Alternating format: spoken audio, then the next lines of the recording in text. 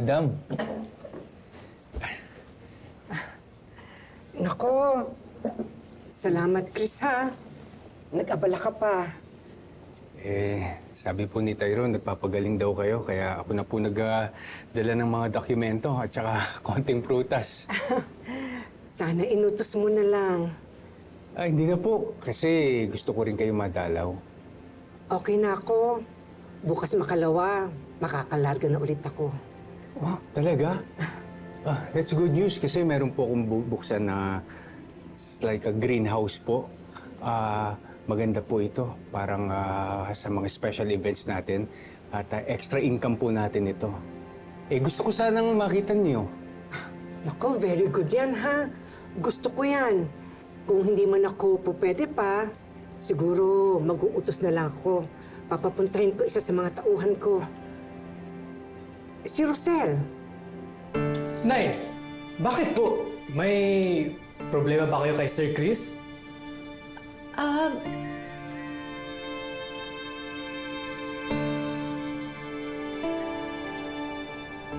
Sunod naman ako sa inyo.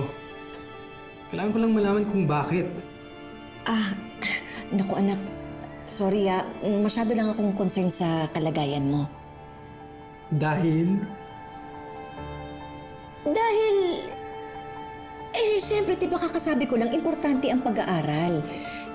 Baka naman kasi sa sobrang busy mo na sa pag-aasikaso dun sa bagong negosyo ni Madam Jacinta, baka nang napapabayaan mo yung pag-aaral mo. Nay, gusto naman yung trabaho ko, tsaka masaya ako pag nakakausap ko si Sir Chris. Si Rosel? Oo, di ba nagkakilala na kayo? Opo. Ang totoo niyan matagal na kami magkakakilala. Talaga ba? Opo. Ang totoo po kababata ko po si Rosel sa probinsya namin sa Santa Ines. At minsan na rin siya nagtrabaho sa amin. Buhay ang tatay niyo. Yun ang hindi masabi-sabi sa inyo ng nanay niyo. Ano po bang alam niyo tungkol sa tatay ko? Ang natatandaan ko na sinabi ni Malu noon, mayaman daw yung nakabuntis sa nanay mo. Dati niyang amo. Anong issue mo? Anong problema mo? Kung inuutusan ko man din si Tyrone. Pinoprotektahan ko lang po yung anak ko. Pinoprotektahan? Saan? Kanino? Chris, magtapat ka nga sa akin. Naging kayo ba ni Rosel?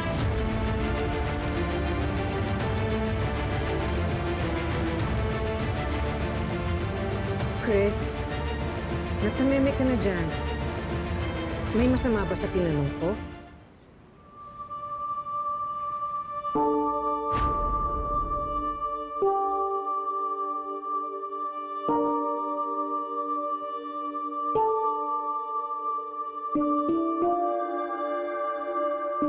Buntis po si Rosel, sir.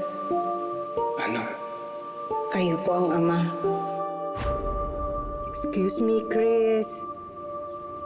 Hindi ka na kumibo.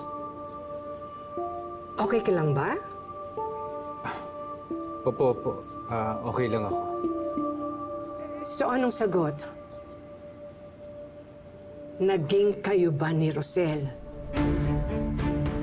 Naging mabuti kaming magkaibigan. At yun lang po yun.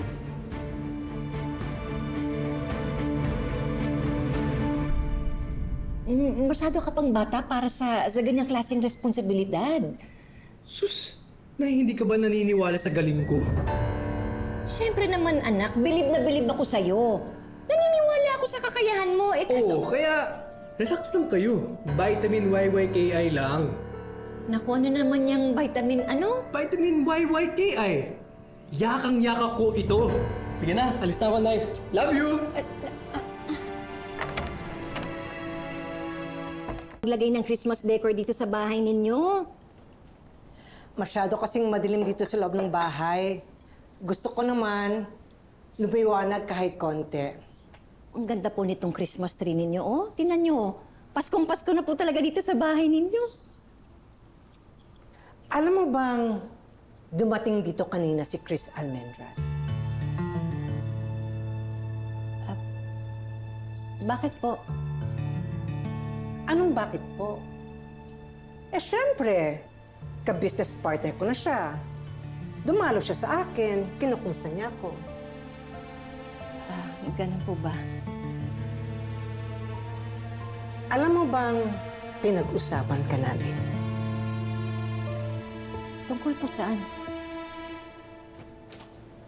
Matagal na pala kayo magkakilala. Nakakatawa lang. Hindi mo malang binanggit sa akin. Pasensya na po, madam. Matagal na po kasi yun eh. Matagal na. Pero hanggang ngayon, hindi mo pa rin siya nakakalimutan. I'm sure. Madam, saan po ba papunta tong usapan na to? Alam mo ba na meron pa akong isang tinanong sa kanya? At dito, na-curious talaga ako. Tinanong ko sa kanya kung nagkaroon ba kayo ng relasyon. Relasyon? Oo, relasyon. Magkasintahan, magjowa, mag-on. Madam, masyado naman yata personal yung tanong ninyo. Hindi mo ba ako tatanungin kung anong sinagot niya sa akin? Well, ang sabi niya, naging malapit daw kayong magkaibigan. Pero hindi ako naniniwala doon. Alam ko, mas higit pa roon ang namagitan sa inyong dalawa. Rosel, tapatin mo nga ako. May nangyari ba sa inyo ni Chris? Siya ba yung lalaking nakabuntis sa'yo? Siya ba yung ama ni Tyrone at ni Tali? Rosel, si Chris ba ang lalaki sa buhay mo? Siya ba ang ama ng mga anak mo? Sumagot ka. Madam, alam ko po na kayong nagbibigay ng trabaho sa akin. Alam ko po na kayo nagpapasweldo sa akin. Pero, hindi naman ibig sabihin nun, pwede ninyong usisain ang buhay ko. Hindi mo sinagot ang tanong ko. Hindi ko kailangan sagutin. Kung ano man ang nangyari sa buhay ko, labas na po kayo doon. So, totoo nga, na si Chris ang naging lalaki sa buhay mo. May asawa na po si Chris. May pamilya na po siya. Ganon din ako, may asawa na ako sa kapatid ninyo. Sana naman mabigyan naman po kayo ng kahit na konting respetong man lang. Karapatan ni Tyrone malaman ng totoo. Maayos na ang buhay ng anak ko. Ayoko nang guluhin pa ito.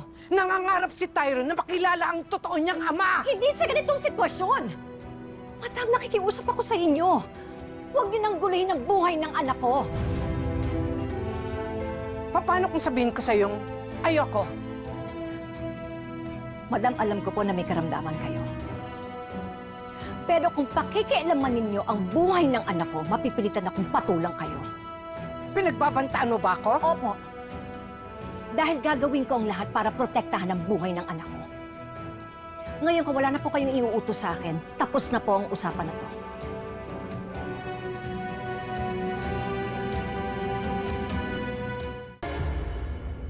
Madam, may kailangan po kayo? As you can see, hindi pa rin mabuti ang kalagayan ko. Meron kasing isang lugar na kailangan kong i-ocular. Hindi ko pa kakayanin. Kaya naisip ko, ikaw na lang ipadala ko. Saan po? Medyo malayo, pero alam ko na familiar ka sa lugar na yon. Sa Santa Ines. Kaya ikaw ang karapat-dapat na ipadala ko. Tsaka alam ko naman na kampante ka sa makakasama mo. Ho? At sino po? Sino pa ba? Si Chris.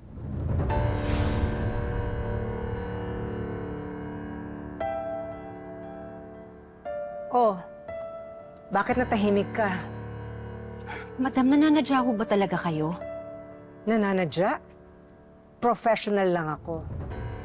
At kung talagang wala nang namamagitan sa inyong dalawa ni Chris, hindi ka mag-aalinlangan.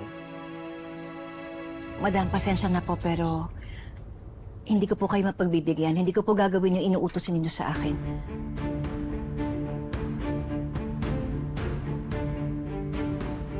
Sinusuway mo ba ang utos ko? Ganun ba, Rosel? Madam, pasensya na po. Gagawin ko naman pong lahat eh. Wag lang po ito. Kahit ano po gagawin ko. Bakit? Dahil hanggang ngayon, affected ka pa rin kay Chris? Hindi po yun. Asawa ko po yung kapatid ninyo. Eh ano naman ngayon? Tinutulak ba kita na magkaroon ng affair sa kanya? O yun ang gusto mo? Madam, grabe naman po kayo. Nagsiselos na po kasi si Darius kay Chris. Ayoko na po siyang saktan. Problema niyo ng mag-asawa yan. Labas na ang negosyo ko dyan. I'm sorry po talaga pero hindi ko po talaga magagawa yung inuutos ninyo sa akin. Pasensya na po talaga. Sige. Kung ayaw mo, iba na lang ipapadala ko. Si Tyrone. Tama. Si Tyrone. Total, close naman silang dalawa. Para silang mag-ama.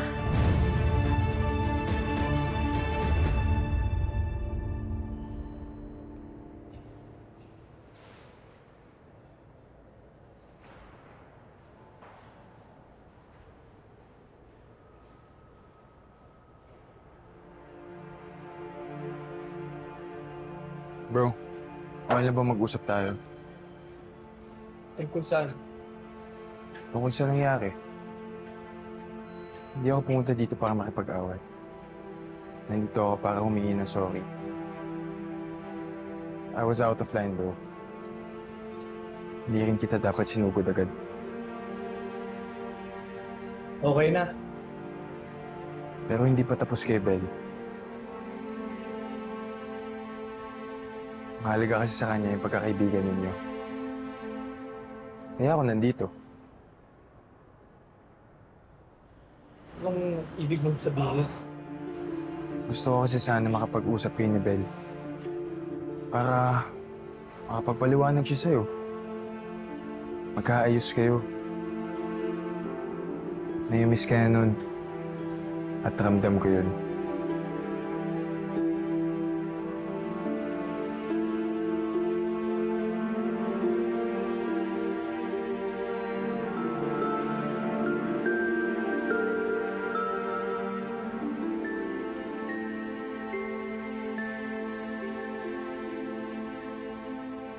Okay lang ba? I-set ko yung meet-up nyo.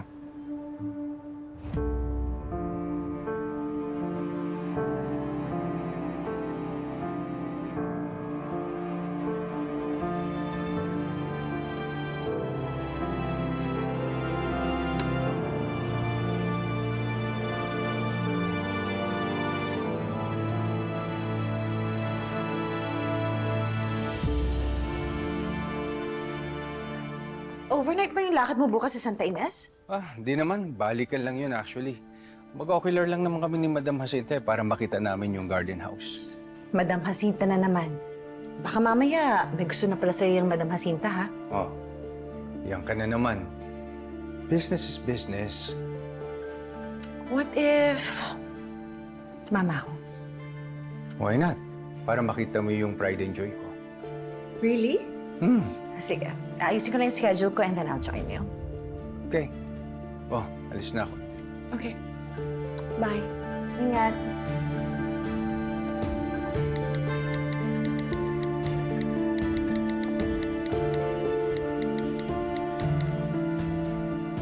So ano, Rosel?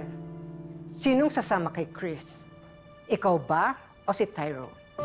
O baka naman gusto mo kayong tatlo para one happy family? Madam, pwede ba tumigil na kayo? Bago pa maubos ang pasensya ko sa inyo. Huwag ka na kasi mag-inarte. Magdesisyon ka na.